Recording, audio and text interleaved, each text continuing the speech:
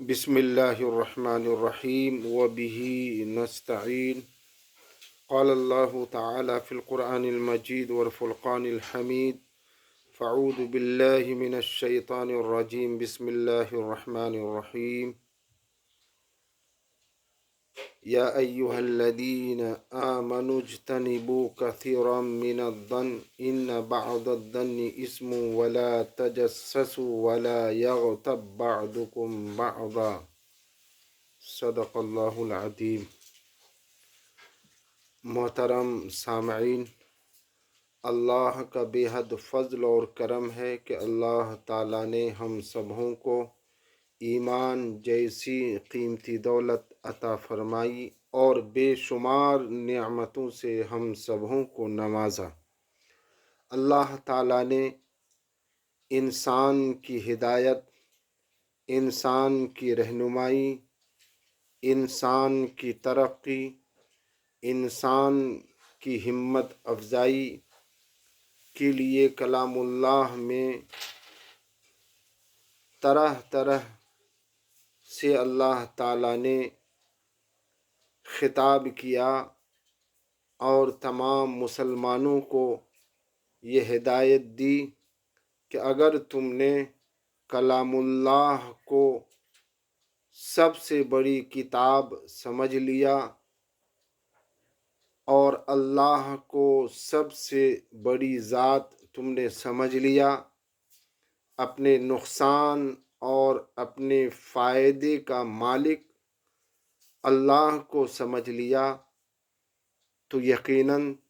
تمہاری کامیابی اس دنیا میں بھی ہے اور تمہاری کامیابی آخرت میں بھی ہے۔ چنانچہ اللہ تعالیٰ نے کلام اللہ میں یہ ارشاد فرمایا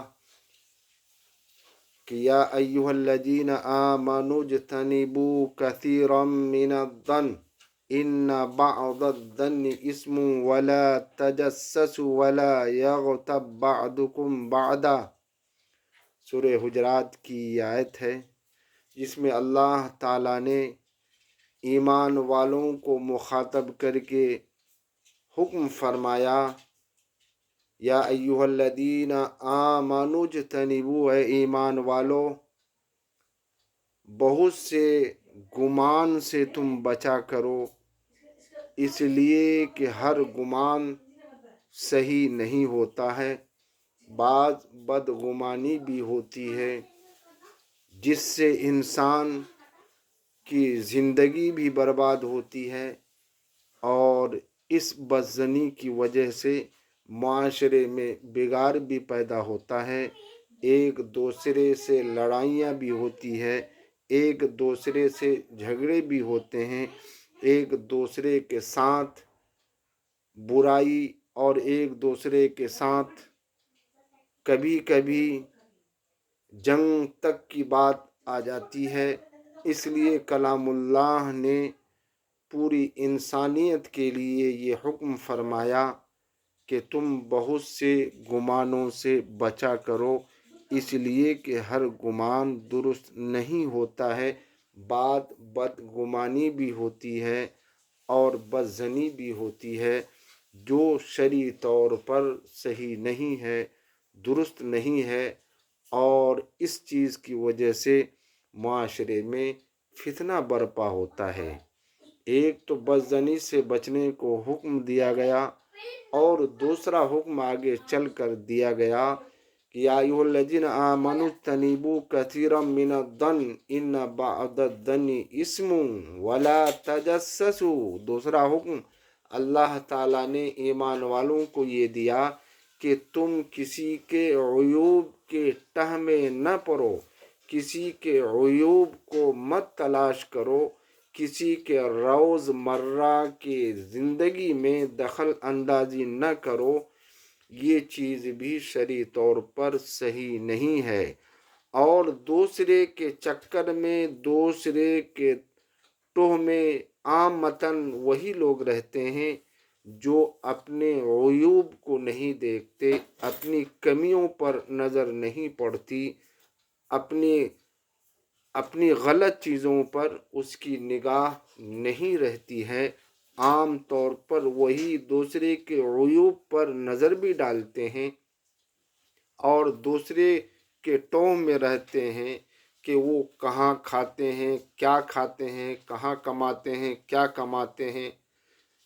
تو اس لیے روز مرہ کی جو اپنی ذاتی زندگی ہے، شرعی طور پر یہ صحیح نہیں ہے کہ ایک ایمان والا دوسرے ایمان والے کے ذاتی زندگی میں دخل اندازی کرے، اس کی ٹوہ میں لگے رہے۔ وَلَا تَجَسَّسُوا سے مخاطب کیا اللہ تعالیٰ نے کہ ایک ایمان والے کے شایان شان نہیں ہے کہ دوسرے کے عیوب، دوسرے کی ذاتی زندگی میں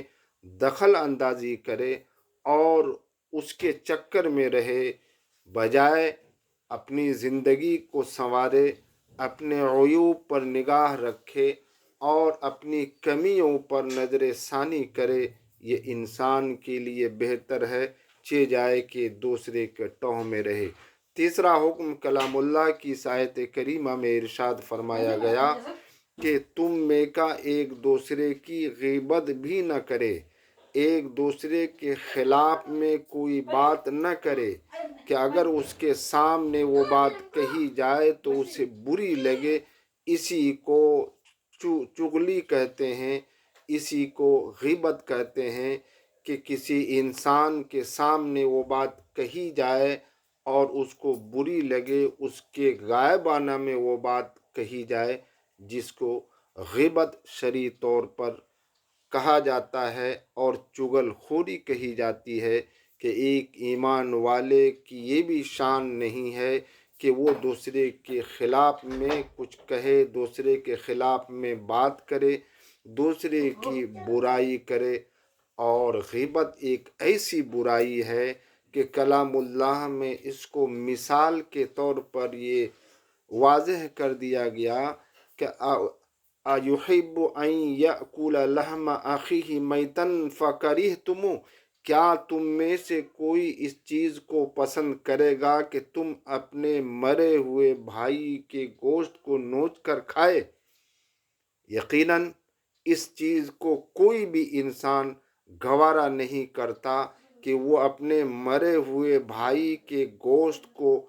وہ کھائے اور مردے بھائی کے گوشت کو نوچ کر وہ استعمال کرے۔ جب اس چیز کو کوئی انسان پسند نہیں کرتا ہے کہ اپنے مرے ہوئے بھائی کا گوشت کھائے، تو پھر وہ انسان، وہ ایمان والا اس چیز کو کیوں کر پسند کرتا ہے کہ وہ کسی کی غیبت کرتا ہے، کسی کے خلاف میں پیٹھ پیچھے اس کی برائی کرتا ہے، جو اگر وہ سن لے تو اسے برا لگے، اسی کا نام ہے غیبت۔ اور اگر ایسی بات کہی جائے کہ جو اس کے اندر نہ ہو تو پھر شرعی طور پر کہا گیا کہ یہ غیبت نہیں، یہ غیبت سے آگے بڑھ کر ایک بہتان ہے کہ تم نے اپنے بھائی کے بارے میں ایسی بات کہہ دی جو اس کے اندر وہ بات موجود نہیں ہے، تم نے اس پر بہتان لگایا، تم نے اس پر الزام لگایا۔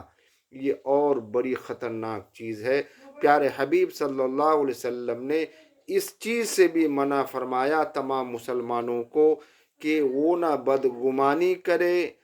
اور نہ کسی کے ٹوہ میں رہے اور نہ کسی کی غیبت کرے۔ یہ تین چیز کلام اللہ کی اس آیت کریمہ میں پوری انسانیت، خصوصاً ایمان والے کو یہ حکم دیا کہ ایک ایمان والے کی شان یہ ہرگز نہیں ہو سکتی کہ وہ کسی پر بدگمانی کرے۔ ہاں، اگر کوئی چیز تحقیق میں آپ کے ہے، آپ اچھی طرح جانتے ہیں کہ نہیں، اس آدمی کے اندر برائی ہے، اس آدمی کے اندر کمی ہے، آپ کو تحقیق ہے، آپ نے اپنی آنکھوں سے دیکھا، آپ نے اپنے کانوں سے سنا، تو پھر اس کے اصلاح کے لیے اگر آپ کے پاس کوئی صلاحیت ہے، آپ کچھ کوشش کرتے ہیں، تو ایک ایمان والے کی ذمہ داری یہ ہے کہ بجائے بدظنی قائم کرنے کے اس کی اصلاح کی فکر کرے، اس کو راہ یاب کرنے کی کوشش کرے، اور جہاں تک ممکن ہو سکے انسان بجائے بدظنی کے इंसान हुस्न ज़न से पेश आए और दिल में ये बात हो कि इस रुए ज़मीन पर सबसे ज़्यादा गुनहगार मैं खुद हूँ, हमसे अच्छे सब लोग हैं। अगर ये चीज़ हर इंसान के दिलों में, इंसान की ज़िंदगी में अगर आ जाए तो यकीन जानिए हमारी ज़िंदगी भी सुधर जाएगी, हमारा मुआशरा भी सुधर जाएगा, हमारे रोज़मर्रा की ज़िंदगी के जो हालात हैं वो भी अच्छे हो जाएंगे। लेकिन कलामुल्लाह की इस आयत करीमा पर इंसान जब अमल करेगा, बदज़नी के बजाय हुस्न ज़न कायम करे, किसी के टोह में रहने के बजाय अपने चक्कर में रहे, अपनी इस्लाह की फ़िक्र हो, अपनी ज़िंदगी को खुशगवार बनाने की कोशिश हो, अपने आप को दीनदार बनाने की कोशिश हो, कलामुल्लाह की तिलावत, अल्लाह के हुक्म की पाबंदी, आक़ाए दो जहां प्यारे हबीब सल्लल्लाहु अलैहि वसल्लम की एक एक सुन्नत पर अमल अगर ये फ़िक्र हो जाए तो फिर इंसान को क्यों कर फुर्सत मिल सकती है कि वो दूसरे के टोह में रहे, दूसरे के अयूब को तलाश करे, दूसरे की कमी पर वो नज़र रखे। हरगिज़ नहीं हो सकता। ये तीन अहकामात इस कलामुल्लाह की आयत करीमा में अल्लाह ताला ने पूरी इंसानियत को दी है और ख़ुसूसन मुसलमानों को ये हिदायत दी है कि इंसान मुसलमान बदज़नी अपनी ज़िंदगी में न कायम करे, किसी के अयूब, किसी के टोह में न पड़े, किसी की ग़ीबत चुगलखोरी न करे। अगर हम लोग कलामुल्लाह की इस आयत करीमा के इन तीन अहकाम पर अगर हम चलना शुरू कर दें, यकीनन हमारी ज़िंदगी बदल सकती है, हमारे हालात खुशनुमा हो सकते हैं, हमारी ज़िंदगी में तब्दीली आ सकती है। अल्लाह ताला हम सबों को इन कही हुई सुनी हुई बातों पर अमल की तौफीक अता फरमाए। वाखिर दावाना अनिल हम्दुलिल्लाहि रब्बिल आलमीन।